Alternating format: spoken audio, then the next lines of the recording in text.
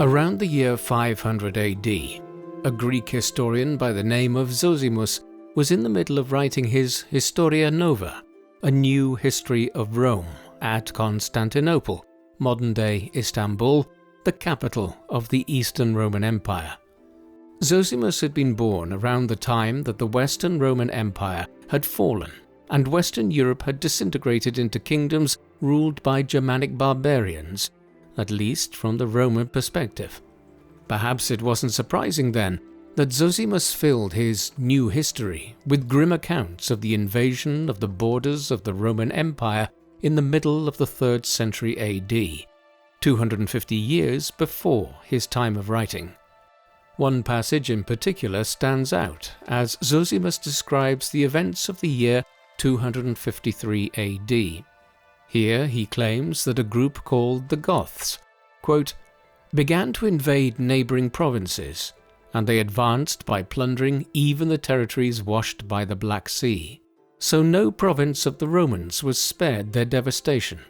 All the cities without fortifications, and most of those provided with walls, were taken.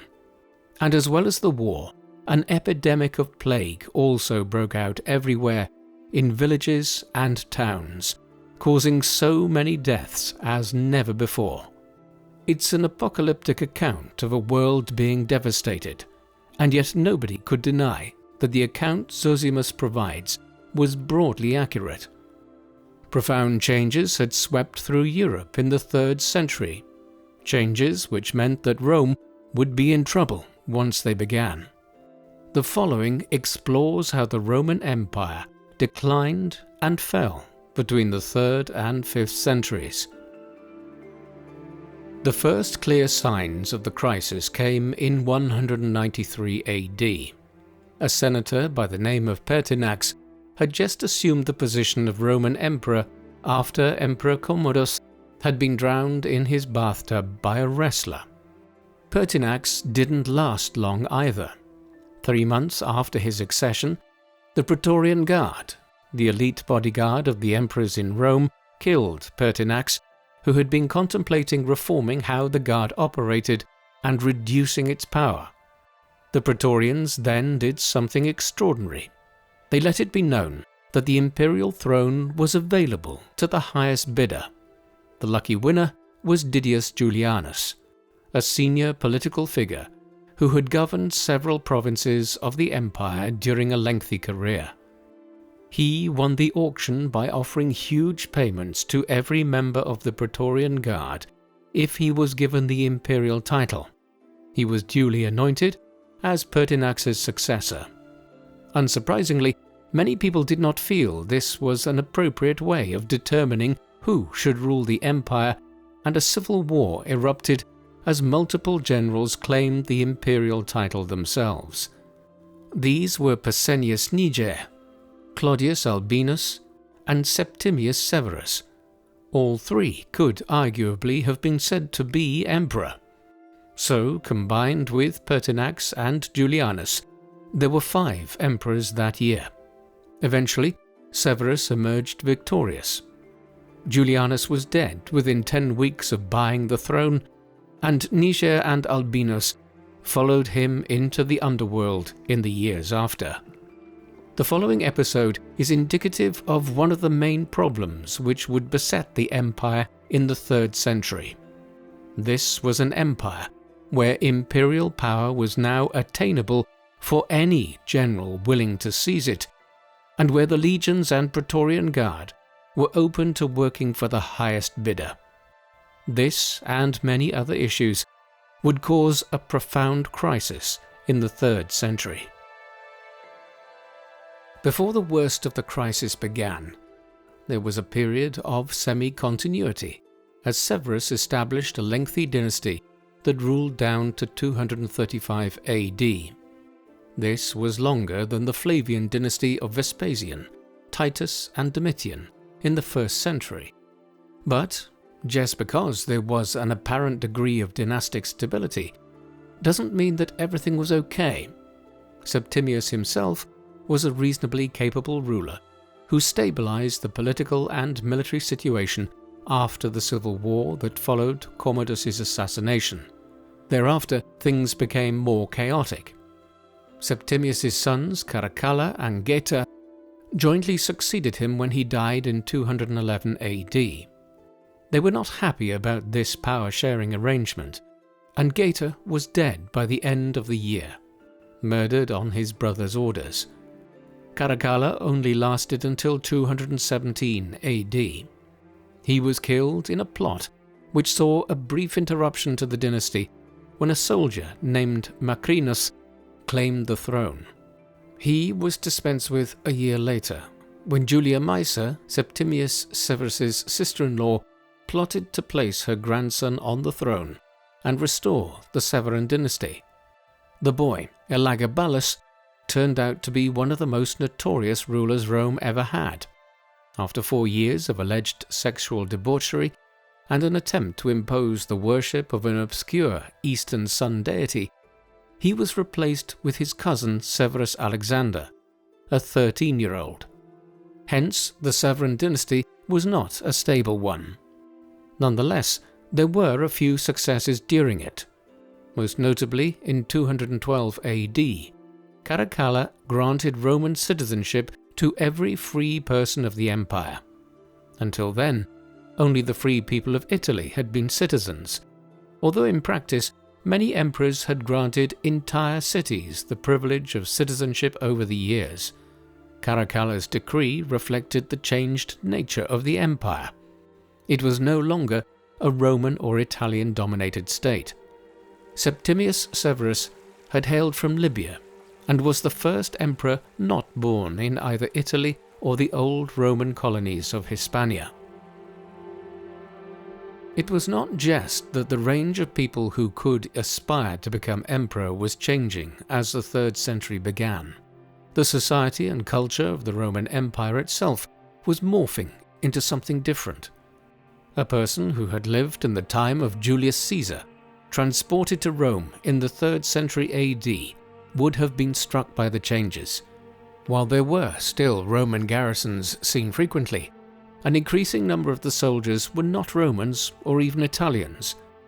In fact, as the 3rd and 4th centuries went on, a situation developed in which a large proportion of those who were doing the fighting for the Romans were Germanic, often born beyond the northern border of the empire in Germania. The Romans themselves had become less militaristic, softened by centuries of wealth and leisure. Another major shift was a changing religious landscape. One element of this was the rise of the Christians, though by the time of the Severan dynasty they were still not an enormous movement. They were not alone as a religion that leaned towards monotheism. Various cults of the sun had emerged in the eastern Mediterranean. Elagabal, that the emperor Elagabalus was named after and worshipped, was one such sun god. Sol Helios was another. Within the military, the worship of Mithras, a god inspired by the Persian monotheistic religion Zoroastrianism, had gained a lot of followers. Thus there was a shift towards monotheism, an intellectual movement known as Neoplatonism, one which placed emphasis on a scientific and philosophical understanding of God and the soul, had emerged amongst educated Greeks in the eastern provinces. Finally, the Eternal City was losing its importance. Increasingly, the imperial court was moving around, and Rome would eventually be superseded within Italy by more northerly cities like Milan and Ravenna. The Severan dynasty came to an end in 235 AD, after Severus Alexander lost the support of the military and was assassinated. He was succeeded by a military commander who claimed power, Maximinus Thrax, or Maximinus the Thracian, meaning he was from around modern-day Bulgaria. His family had probably acquired Roman citizenship 2 centuries earlier, but their origins were not Roman. Here was a further break with the past, a ruler with virtually no blood connections to Rome or Italy. Maximinus Thrax would not last long on the throne himself, however. A revolt broke out in 238 AD, and a civil war ensued. one which resulted in so many contenders for the throne that it is known as the year of the 6 emperors. Most of these lasted a few months at best. What followed was not much better. Gordian became emperor at the end of the scramble for the imperial title, only to last about 5.5 years. Then Philip the Arab came along for a few years before being killed and succeeded by Decius, an emperor whose reign lasted 21 months, and so on and so forth. This was the pattern for a full 50-year-long period between the end of the Severan dynasty in 235 AD and the mid-280s AD. There were so many emperors who came and went, and so many generals who claimed the imperial title, that historians disagree as to how many people should actually be classified as emperors during this period. There were around 24 and several more contenders. Only a few managed to rule for a prolonged period, such as Valerian and his son Gallienus, who reigned back-to-back between 253 AD and 268 AD. Much of this rapid changeover of emperors was because the Roman army was out of control. There were hundreds of thousands of men making up the military establishment at this point, and entire legions could be bribed into supporting a candidate's claim to the throne with silver. This tendency had been there as early as 69 AD, the year of the 4 emperors, but during the 3rd century crisis it escalated to an unprecedented extent. The anarchic turnover of emperors was not the only issue during the 3rd century crisis. There was also a fiscal crisis. As commanders of different legions decided that they wanted to be emperor, they had to bribe their own troops and those of other legions to fight for their cause. This involved distributing the standard silver coins that kept the Roman economy moving. The only problem was that there was only so much silver to go around. Before long, emperors and would-be emperors began minting coins, which had pieces of base metal like iron or copper in the middle, and then washing that with silver on the outside to make it look like a pure silver coin. Nobody was fooled, and prices started to go up to reflect the reduced silver quantity. To compound matters, while the Greeks and Romans developed advanced knowledge of most fields of human inquiry, one of the few areas that they only had a remedial understanding of was economics. Therefore, they had no idea how to start effectively combating this inflationary spiral. On top of this, in the 250s and 260s AD, the empire was struck by a new devastating plague. The Plague of Cyprian, as it is known, is named after a Christian bishop, Cyprian, who left a detailed description of it. The exact pathology is unknown. It could have been a weak strain of Ebola or another wave of smallpox or measles. Millions died from it, and labor shortages then caused interruptions to the economy and even localized famines. Finally, all of this was occurring just as the empire was experiencing escalating attacks by Germanic and Asiatic tribes all along the northern frontier. Unlike previous iterations like the Marcomannic Wars of the reign of Marcus Aurelius, these were not episodic. They continued, and they got worse and worse over the next 2 centuries. The different groups of people who were now threatening to overrun the empire's northern borders came from a variety of different places. There was nothing new about Germanic, Asiatic or Indo-European tribes moving west across Eurasia from the Asian steppe in Mongolia and Russia to the region north of the Caspian and Black Seas, and then into Eastern Europe. These same migratory routes had brought groups like the Scythians into the northern Balkans and Ukraine a millennium earlier. Many of the Germanic and Celtic groups that the Romans had been battling with in Central Europe for centuries had traversed the same parts of Eurasia. What was different at this later stage was the scale of the migrations. It is fair to assume that there was awareness amongst these Germanic and Asiatic groups that there was a rich empire to the west whose borders were vulnerable and where rich plunder was to be had. Much of our information about the different groups comes from the Getica, written by a 6th century Latin scholar named Jordanes. He discussed where different groups like the Goths came from. Other groups discussed were the Franks, Alemanni, Burgundians, Vandals, Angles, Saxons, Suebi, and Sarmatians. Some of these clearly came from Scandinavia. Others had travelled thousands of kilometres from the Ural Mountains and beyond. We should be very wary, though, of classifying these groups as being homogeneous units of Goths, Franks, and the like. Individual war parties that invaded the empire in the 3rd, 4th, and 5th centuries might have been primarily comprised of one ethnic group or another, but they were confederacies of different tribes at the end of the day. When we hear of an army of Franks attacking the Roman border in Germania, the likelihood is that it was led by a Frankish ruler and his followers, while also featuring bands of soldiers from other tribes. The upshot of all of this was a level of chaos and uncertainty that was unprecedented in the history of the Roman Empire. Like any power, Rome had gone through periods of crisis and had its weaknesses. The era of the late Roman Republic, for instance, was one of interminable civil war and unrest. Still, even as this was happening, the state was expanding, conquering new territories all the time. There had been major breaches of the border before, and there had been no shortage of political intrigue from reign to reign. However, this was something different. There was no sense of security that things would return to normal. Sometimes the Germanic hordes were penetrating deep into the empire. A good example was the invasion of Dacia around modern-day Romania by the Goths and the Puecini in 267 AD. They overran that province and kept going all the way to Thrace and the Aegean Sea.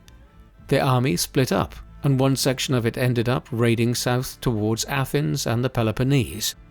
A decade earlier, the Alemanni had even managed to penetrate into northern Italy and were dangerously close to descending on Rome itself. Their advance had only been stopped near modern-day Milan. It had been a close call, though. Rome's non-Germanic neighbours took advantage of this weakness as well. In 270 AD, Queen Zenobia of Palmyra, an oasis city in the Syrian desert that had become wealthy and powerful by dominating the caravan trade routes through the region, launched an invasion of the eastern provinces while the Romans were mired in another civil war. The Palmyrans conquered the Levant, Egypt, and part of Anatolia, and held them for several years before the Romans could reclaim these parts of the empire. Thus, during the 3rd century crisis, the Roman Empire was in freefall. There were some efforts to stabilize matters. In 253 AD, Publius Licinius Valerianus, better known as Valerian, was acclaimed by both legions and the Senate as the new emperor. He came from a traditional Roman family, had served in many of the senior offices within the empire's government, and was a respectable candidate to become emperor, not one of the many military opportunists who had held the position since Commodus's time. He faced an uphill task. The plague was ravaging the empire, and the Sassanid Persians, who in the 220s AD had replaced the Parthian Empire as the dominant power in Persia and Mesopotamia, invaded the eastern provinces. Leaving his son Gallienus in the west to try and stem the invasion of the border along the Rhine and Danube, Valerian went to the Levant to tackle the Persian threat. He made progress and recovered the key city of Antioch. Disaster struck, though, as Valerian became the first Roman emperor to ever be captured by the Persians. He died in captivity, and Gallienus became emperor. He ruled for 8 years and was an active emperor. However, he faced impossible circumstances. Numerous generals claimed the throne in the east as soon as his father was taken captive, and when he went to try to deal with them, a Roman commander of Germanic origin established his own breakaway state in Gaul. Gallienus was eventually assassinated in 268 AD, with things as bad as ever. The one figure who managed to rule with some success during the era was Aurelian, who came to the throne 2 years after Gallienus. In the course of a 5-year reign, he pushed back the Palmyrans under Zenobia, he defeated the Gallic breakaway state, and built the Aurelian walls as a new defensive protection for the city of Rome. Contemporaries began referring to him as Restitutor Orbis, restorer of the world.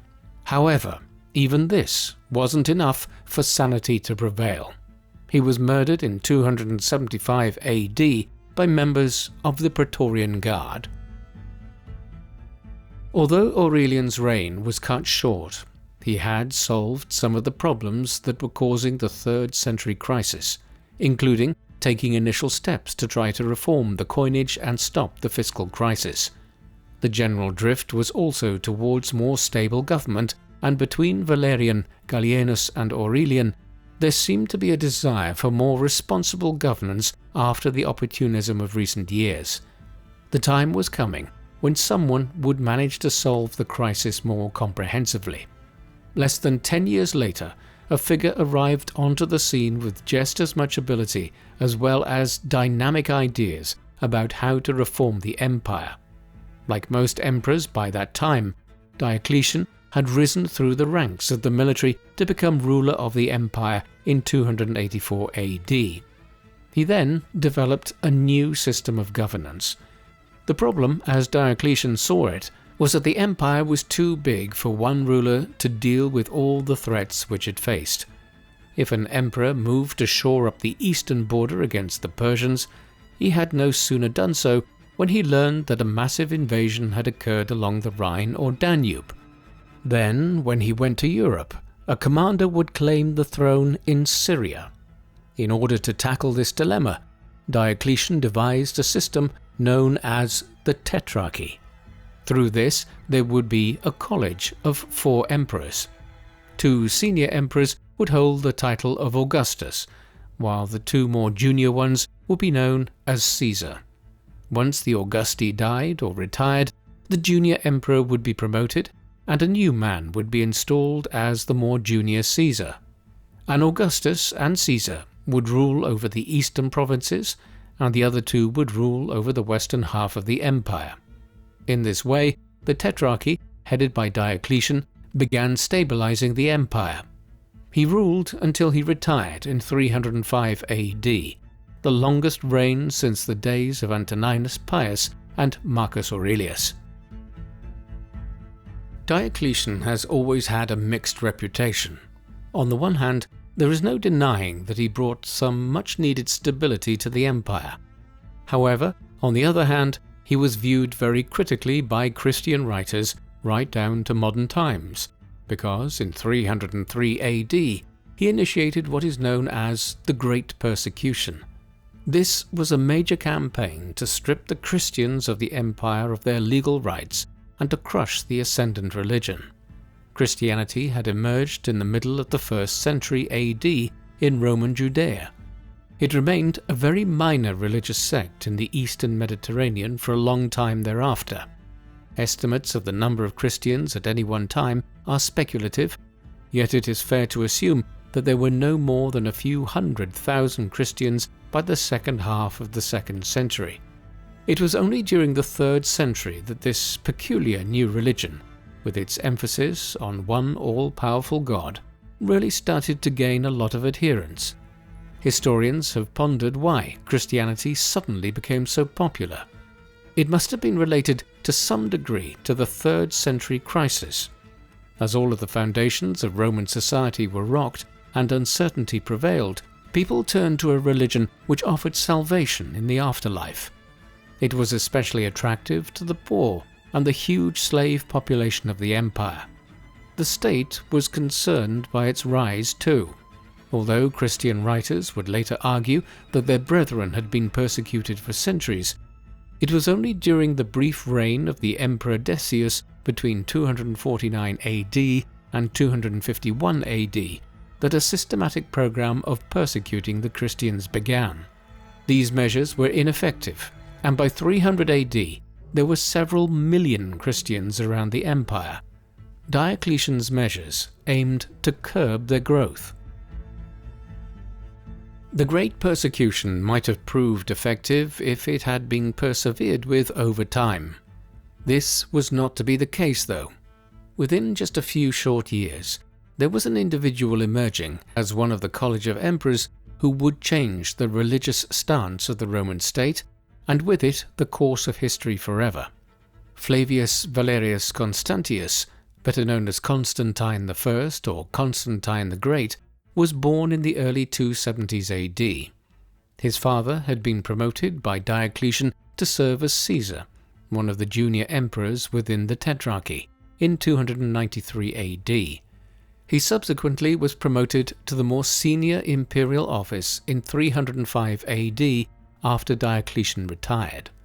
Constantine enjoyed a rapid ascent as a result, and when his father died unexpectedly in 306 AD, his legions proclaimed Constantine as the new emperor.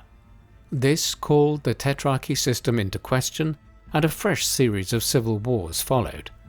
Slowly, over a period of 20 years, Constantine defeated all of his rivals and claimed full power across the empire. In the early years, his primary opponent in the western provinces was another emperor called Maxentius. Constantine defeated him at the Battle of the Milvian Bridge, one of the main bridges across the river Tiber, at Rome, on the 28th of October 312 AD. Christian writers later asserted that Constantine had a vision on the eve of the battle which convinced him that he would win victory, as it was the will of the Christian God. It is worth noting that Constantine's mother was a Christian, and this was not as radical a shift towards the new religion on his part as it might first appear. If he had been exposed to Christianity in his earlier years, it now became his faith. After his victory at the Milvian Bridge, he issued the Edict of Milan in 313 AD, providing religious tolerance to Christians and ending the Great Persecution. At this early juncture, Constantine was not attempting to establish Christianity as the one and only state religion, but a major shift had taken place, and Christianity was now in official ascendancy. Constantine was not just responsible for issuing the Edict of Milan. His reign was very significant in other ways. After he defeated his other rivals in the eastern provinces, he decided that a new capital was needed in the east. The region around the Bosporus, the small waterway that divides the Balkans from Anatolia in what is now western Turkey, was an ideal location. This was more or less equidistant from the two arenas where Roman emperors were constantly needed, the Rhine and Danube frontiers and the eastern frontier in Syria. There was already a long-standing Greek settlement here, Byzantium. Constantine now ordered that a vast new city should be developed. It became known as Constantinople, a name it would officially hold until 1930, when the Turkish government renamed it Istanbul. Constantinople became the capital of the eastern Greek half of the empire, a new Rome for a new age. As it was being developed, the first major ecumenical council of the Christian Church was held at the city of Nicaea, on the other side of the Bosporus in western Turkey in 325 AD. At this gathering, the Christian Church, which at this juncture had no centralized authority to speak of, was organized and many doctrinal issues were adjudicated on. It is important to remember how chaotic a religion Christianity was at this time. There were dozens of Gospels, often with accounts of Jesus' life that directly contradicted each other. The Council of Nicaea was the first gathering which sought to establish a rigidly organized Christian church as a precursor to it becoming the state religion. Many Christian councils would follow over the next few centuries as the Christian religion became more rigidly defined. That it was now in the ascendant was largely owing to Constantine's longevity. He lived and ruled until 337 AD. At 31 years, this was the longest reign since Caesar Augustus. Furthermore, he passed the empire on successfully to his sons, ensuring continuity of religious policy beyond his own lifetime. There is a belief that the period of the late Roman Empire was one of unmitigated crisis and decline. That's certainly a substantial part of the picture, but there were some successes too, even from a cultural perspective. The most important medical writer of antiquity, Galen, carried out most of his work in the age of Commodus and the Severan dynasty. Cassius Dio was writing in the age of the Severans and was one of the most important historians of antiquity. A person will have to look hard for a more precise historian from the ancient world than Ammianus Marcellinus, a Roman soldier who later wrote a history of Rome, which is our best source for some of the events of the 4th century AD. At the great school of learning in Alexandria in Egypt, Hypatia emerged as the foremost female mathematician of the ancient world. She expanded on the mathematical and astronomical works of earlier scholars who had worked at Alexandria. Still, there is no denying that the old kind of literature was giving way in the 4th and 5th centuries to a wave of Christian writers whose approach to most subjects was fundamentally different to their pagan forebears. They tended to view the world and everything in it through a religious lens. The work of the early 4th century historian and Christian scholar Eusebius is indicative of this. His ecclesiastical history is an important work for understanding the history of the late Roman Empire. At the same time, there's no doubting that it was written in a very different way to what went before, something made absolutely clear from the title. The same could be said of a wave of new works pouring from the pens of figures like the Church Fathers, St. Jerome and St. Augustine in the 4th and 5th centuries. Constantine and his successors broadly ensured that Christianity was first tolerated and then gradually became the state religion of the empire. Their work was nearly reversed, though, by a nephew of Constantine. Julian, better known as Julian the Apostate, on account of the savage criticism of him by Christian writers of the time, became a junior emperor in 355 AD when he was in his mid-20s. This was a dangerous period to be a member of the imperial family. Constantius II, one of Constantine's sons, had engaged in a ruthless campaign to centralize power in his hands after Constantine died in 337 AD. Julian's own father was murdered in these purges. Julian, however, survived, and as one of the few members of the family to live down to the time of Constantius's death in 361 AD, he unexpectedly became emperor. What was unusual about this was that Julian was not a Christian. Instead, he adhered to the old religion of Greece and Rome that would subsequently become known as paganism, as Christians sought a word which defined the old believers as rustic fools. Julian was not just a pagan, he was also a scholarly, learned ruler who sought to revive the old schools of philosophy in Athens, Alexandria, and elsewhere, which were under growing attacks from the heads of the Christian Church. He wrote many books himself, and his letters were considered sophisticated enough to be preserved too. Several of these were attacks on the Christians, while others critiqued elements of Greek philosophy, notably an attack on the Cynics. More importantly, Julian began actively undermining the Christian Church and sought to re-establish paganism. His initial efforts were widely popular in an empire where Christianity was still far from universally adhered to. One wonders how far Julian's reforms might have gone if they had not been cut very short. He was killed while campaigning against the Persians in the summer of 363 AD. Had he ruled as long as Constantine had, and had 30 years to reimpose paganism, maybe the history of Europe would have been very different. Julian's death in 363 AD brought the Constantinian dynasty to an end. The 57 years that the family ruled for, along with Diocletian's reign directly before it, was an interlude in which the empire had pulled itself out of the 3rd century crisis and recovered to an extent from the many problems it was facing. The period immediately after Julian's death saw fresh crises emerge. The attacks on the northern frontiers in Europe had never abated. However, agreements had been reached with several of the main tribes whereby they were given lands within the empire and fought for Rome against other groups.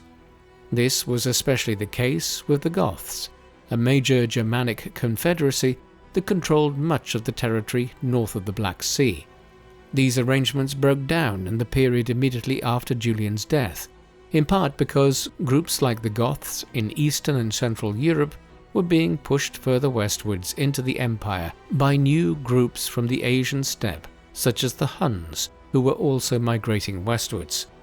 Ammianus Marcellinus tells us that these attacks on their eastern flanks were what drove the Goths to pour into the Balkans in growing numbers in the mid-370s AD. A brutal war followed between the Eastern Romans and the Goths, peaking at the Battle of Adrianople in 378 AD, in which the Emperor Valens was killed. Adrianople was the ancient name for the city of Edirne, which lies only about 250 kilometers from Constantinople. With an emperor dead and a Germanic horde within striking distance of the eastern capital, the crisis was greater than ever. The resumption of the attacks on the Balkans and the danger which this placed Constantinople in was the spark which led to the final fatal division of the Roman Empire into two distinct states. Diocletian's tetrarchy had already started the process, whereby the western and eastern halves of the empire were divided up between different members of the imperial college. Then Constantine had a new capital built for the eastern half of the empire. All of this was compounded by the fact that the Roman Empire had always been an empire of two halves. The provinces around the eastern Mediterranean remained Greek-speaking and more indebted to Greek culture, while Latin was the main language of the western provinces. With the Gothic War and the latest assaults on the Balkans, both sides came under renewed pressure. Theodosius, who succeeded Valens after the Battle of Adrianople, managed to keep the empire united during his lengthy reign. But when he died in 395 AD, the western provinces became the domain of one of his sons, Honorius, and the east was ruled by another son, Arcadius. Both sons were young and inexperienced, and the two halves of the empire were controlled by advisors and military commanders who had no vested interest in keeping the Roman Empire intact. A clear sign of the fact that the Western Roman Empire was now distinct from the Eastern Roman Empire was seen when the government of the Eastern Empire encouraged Alaric, king of the Visigoths or Western Goths, to end his attacks on the Balkans and instead head further west to attack the Western Empire. Alaric led his men off to Italy in 401 AD. This clearly signaled that the Western and Eastern Roman Empires were now distinct states. The government in Constantinople had been willing to unleash the Goths against the Western Empire to save themselves. Alaric spent years campaigning in Italy, sometimes returning to the northwest of the Balkans around modern-day Croatia to regroup before proceeding into the peninsula again. His army during these attacks numbered upwards of 30,000 men. This was not an enormous force when we consider that at the height of its campaigns of conquest centuries earlier, the Romans had been fielding armies of 70,000 or 80,000 men in some instances. The Western Empire's resources, though, were stretched extremely thin at this point, and they were fighting on several fronts in Gaul and Germania against other groups like the Franks and the Vandals. Alaric was able to lay siege to Rome itself for the first time in 408 AD. He called off the siege after a short period once the citizens of the Eternal City paid him a huge tribute in gold, silver, and other precious commodities. The reprieve was a brief one. He returned again in 409 AD, and then, on the 24th of August 410 AD, the Goths finally entered and sacked the city of Rome. It is hard to overstate how much of a psychological blow this event was. St. Jerome, one of the leading church fathers, was living in the eastern extremity of the empire in Bethlehem when the news reached him of what Alaric and the Goths had done. Writing to a friend named Principia, he stated, "My voice sticks in my throat, and as I dictate, sobs choke my utterance. The city which had taken the whole world was itself taken." Contemporaries had known for decades that Rome's control of the known world was weakening. Here was a sign that its empire's days might be numbered. Events everywhere around the Mediterranean were frenzied by then. When civilizations fall, they are not just defeated politically and militarily. People turn on each other, and extreme behavior abounds as all the old truths which they thought they could rely upon crumble around them. This was manifest in the way in which the Christian intolerance towards the pagans and other non-believers escalated in the second half of the 4th century and into the 5th.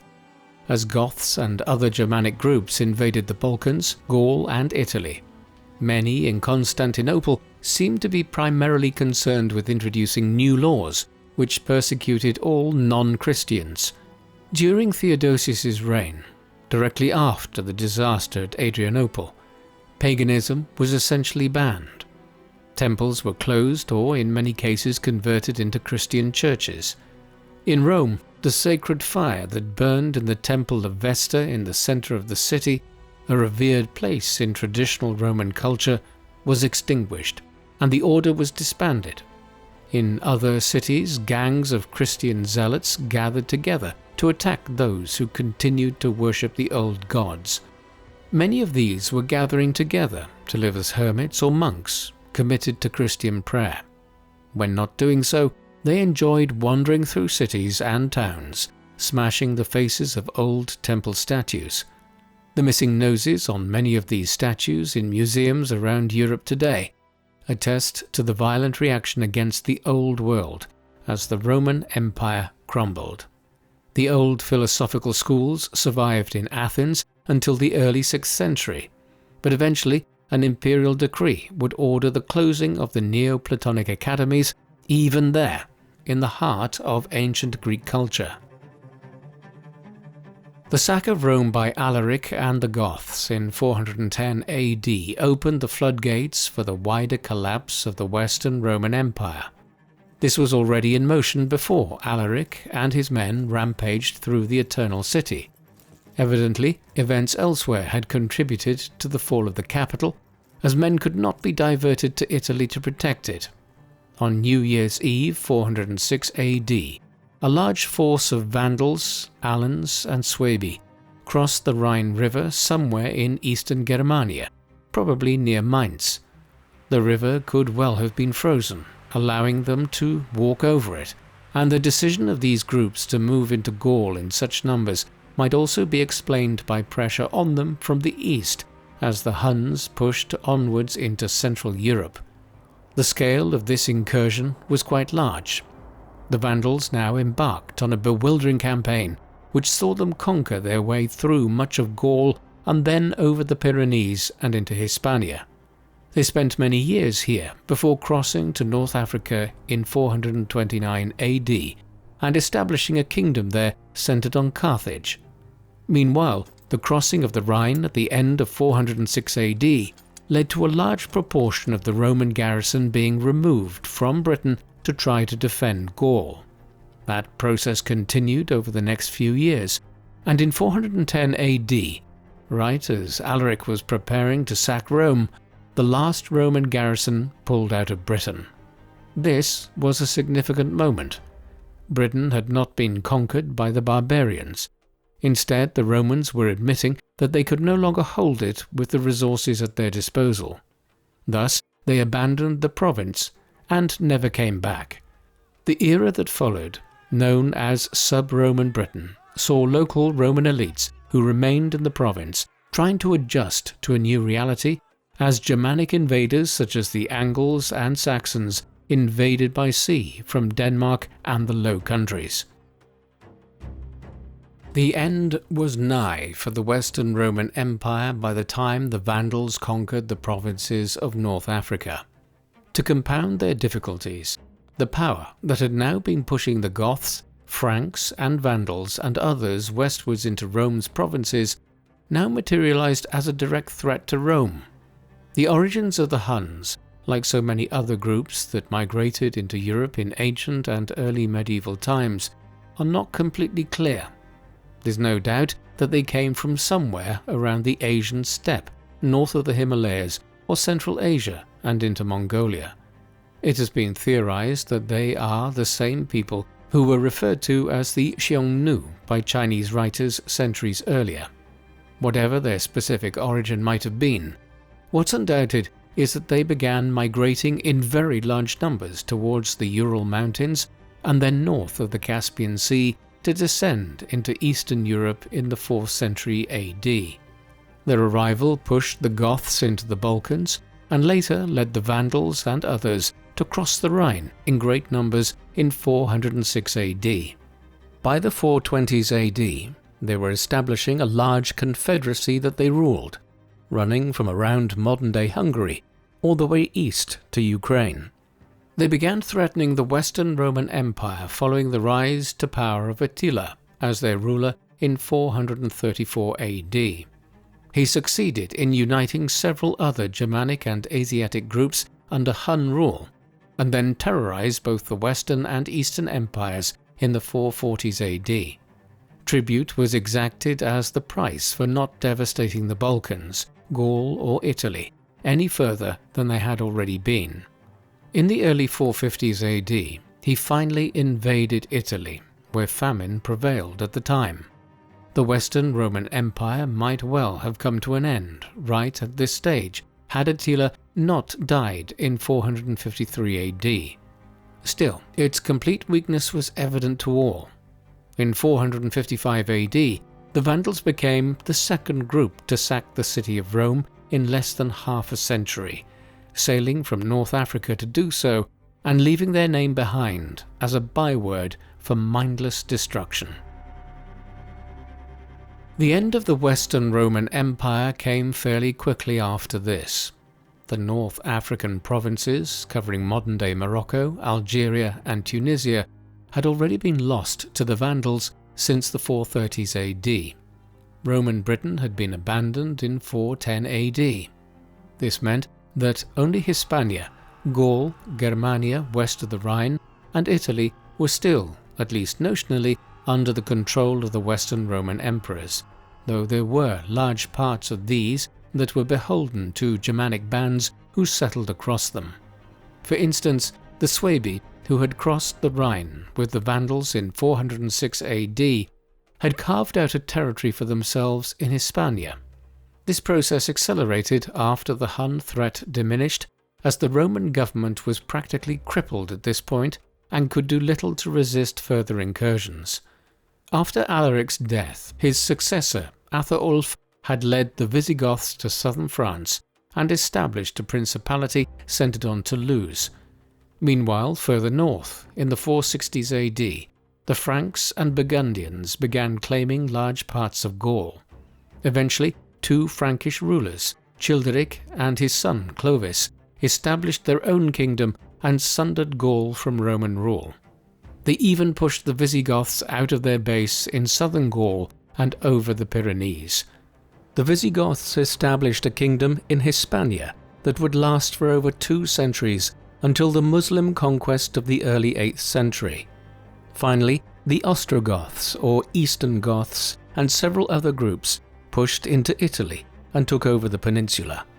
In 476 AD, the leader of this confederacy of Germanic tribes, a man named Odoacer, deposed the last Western Roman emperor, a child named Romulus Augustulus, and named himself King of Italy.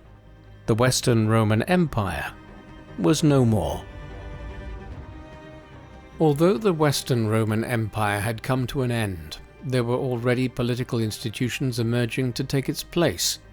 The Western Church, or Roman Catholic Church, had begun to diverge significantly from the Eastern Orthodox Church at Constantinople on various doctrinal issues. Now it started to play a decidedly more political role in Western Europe. There was no longer a Western Roman emperor to play a role in producing a coherent Christian West. Therefore, the Bishop of Rome would have to play the role. The mission was vitally important from a Christian perspective. The Western provinces had not just been overrun by Germanic tribes, they had been overrun by pagan barbarians who worshipped Germanic versions of the old gods. The fate of Christianity in Western Europe now pivoted on how the Church managed this situation. To further complicate matters, many of the Germanic warlords who had converted to Christianity were adhering to a heretical strain of Christian belief known as Arianism, after its founder, Arius, a preacher of the early 4th century who had rejected the standard interpretation of the Trinity and argued that God had created Jesus. The heads of the Church navigated these issues in the decades after the collapse of the Western Roman Empire and managed to convert rulers like Clovis, king of the Franks, to Catholicism. In this way, they began building a strong internationalist church across Western Europe out of the wreckage of the empire.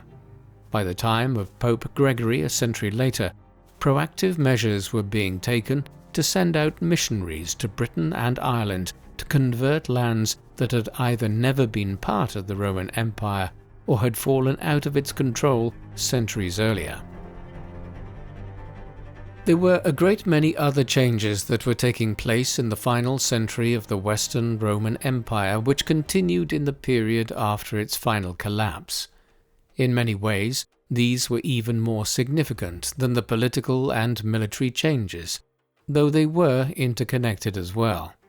The foremost was the collapse of urban life. Rome was one of the first truly urbanized empires.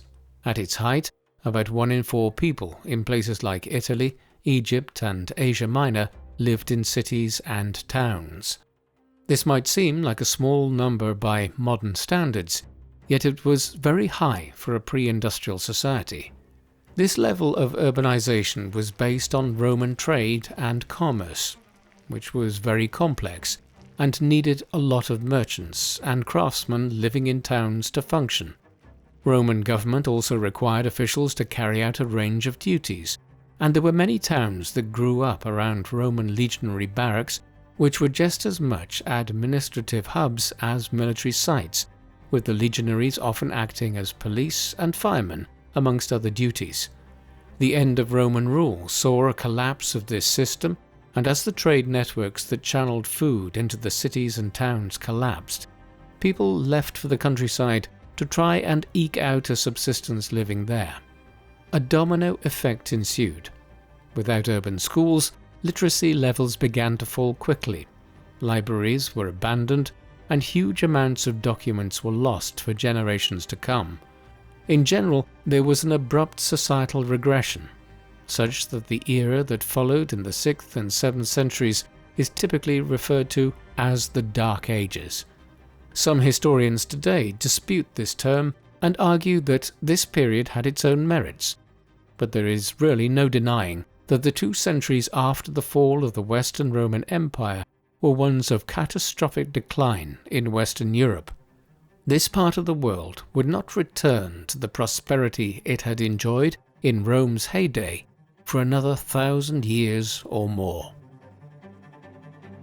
Not everyone had given up on the western provinces. In Constantinople, far to the east, there were many who believed that the empire could still be reconstituted. There was more than a bit of cultural arrogance involved here. For ministers advising the Eastern emperors, it was the obvious thing to suggest that the mighty Romans would fight back and reclaim the lost lands from the barbarians who had conquered them. The fall of the West was surely just a temporary aberration, such people mused. One emperor decided to try and put this theory into practice. Justinian had risen to the throne in 527 AD. He came from a humble background, and his ascent was due to the rise of his predecessor, his uncle Justin I, who had risen through the military to become emperor. Justinian would rule for nearly 40 years, and during that time he accomplished a lot, not least the codification of the Roman civil law into the Corpus Juris Civilis, a law code that informs the law of virtually every country in the world today to one degree or another. A few years into his reign, Justinian dispatched an army under his general Belisarius to head west and begin the reconquest of the Western Roman Empire. He met with striking success, conquering the kingdom of the Vandals in North Africa in a swift campaign. He then proceeded on to Italy and sent detachments eventually as well to Hispania. By the 540s AD, control had been re-established over much of Italy, the Mediterranean coastal regions of Spain, and parts of North Africa. Nevertheless, this re-ascendancy in the Western Mediterranean would prove to be short-lived. A series of crises in the century that followed deprived the Eastern Romans of virtually all the land conquered by Belisarius on Justinian's behalf. In Italy, a new Germanic people, the Lombards, descended into the peninsula in the 560s AD and pushed the Easterners back. More significantly, in the mid-620s AD, the Prophet Muhammad and his Arab followers began their prolific series of conquests, beginning in Western Arabia, then spreading into the Levant and Asia Minor, while other armies headed off west across the Maghreb.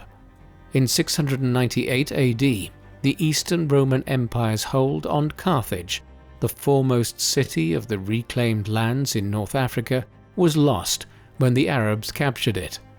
Long before that, in 674 AD, the Arabs had laid siege to Constantinople for the first time. Its stout walls would withstand the Arab onslaught on this occasion, and several others over the next half-century. That being said, they were also losing lands in the Balkans as a new wave of migrations across Eurasia began, this time bringing Slavic groups like the Avars and Bulgars to the gates of Constantinople.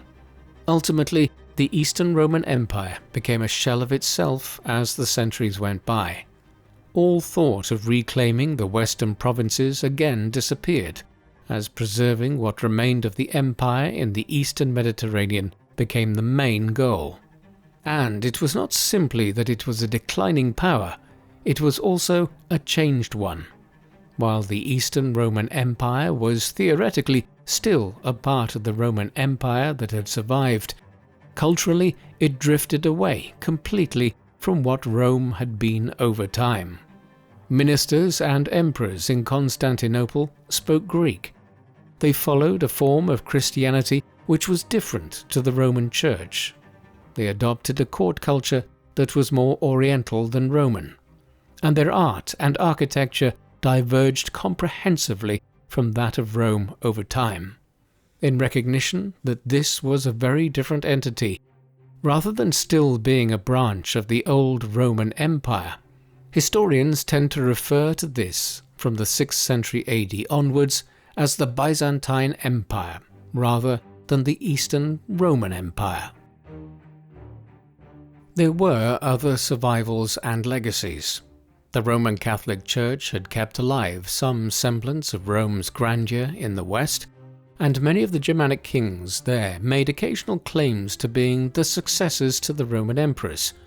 One of them, Charles, ruler of the Franks, better known as Charlemagne or Charles the Great, was crowned at Rome as a new Roman emperor on Christmas Day in the year 800 AD. By then he had reconstituted a large proportion of the Western Roman Empire, with only Spain, Britain and southern Italy outside of his control amongst the former imperial lands. Charlemagne's coronation became the basis for the subsequent establishment of the Holy Roman Empire and the title of Holy Roman Emperor and King of the Romans. These were dual temporal and ecclesiastical titles which, after a time, focused primarily on Germany. Part of Charlemagne's empire had been here, and it was an area of particularly militant Christian sentiment in the centuries after his time, as there was still a lot of conversion of pagan groups like the Wends and Slavs occurring in the north and east.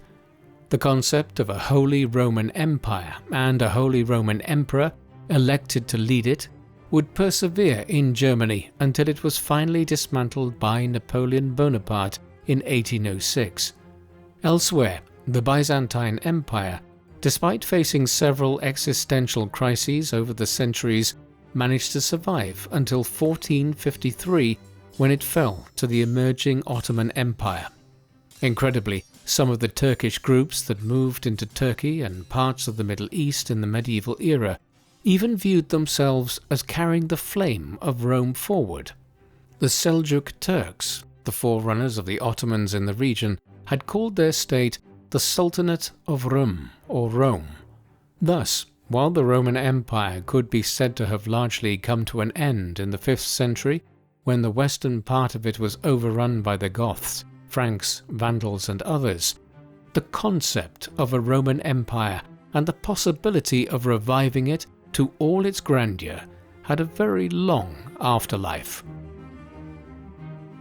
The history of Rome and its empire is a long and complex one. Legend has it that the city of Rome was founded on the banks of the river Tiber in 753 BC by the twins Romulus and Remus, sons of a princess of Alba Longa and Mars, the god of war. Romulus then slew his brother and founded a monarchy that lasted nearly 250 years, through 7 kings, coincidentally the number of hills on which Rome was built. The reality is probably less glamorous. A collection of Bronze Age and early Iron Age villages that had existed here since the 2nd millennium BC joined together to form a small town sometime around or after the year 1000 BC. Things moved slowly from there.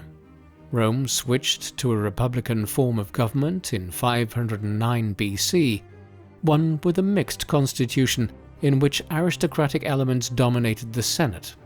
However, owing to the conflict of the orders, a more democratic system emerged. The city remained a very modest power in central Italy for centuries. It was only following the sack of the city by a marauding army of Celts in 390 BC that it began to expand. What happened thereafter was extraordinary. It conquered much of the Italian peninsula in the 4th century BC, defeated Carthage to become the hegemonic power of the Western Mediterranean in the 3rd century BC, and then expanded into the Eastern Mediterranean in the 2nd century BC. Yet this expansion came at the expense of its democratic system. As Rome's armies became bigger and bigger, its generals became more and more powerful. 2 of them, Cornelius Sulla and Julius Caesar, established themselves as dictators of the Republic. Caesar Augustus outdid them, creating the Principate as a way of pretending that he was simply Rome's first citizen. In reality, he had established the imperial system. Emperors would rule Rome for the next half a millennium. They managed to do so broadly in peace and prosperity for half of that time. Eventually, though, Rome became a victim of its own success. Its own people became less warlike and more sedentary, while Germanic and Asiatic tribes across Eurasia streamed towards Europe to invade the rich empire they had heard of to the west. Many people have analyzed why the Roman Empire fell. The reasons are multifaceted. Yet there is no doubting that the primary reason for its decline and fall was the invasion of its northern borders and conquest of the provinces by outsiders.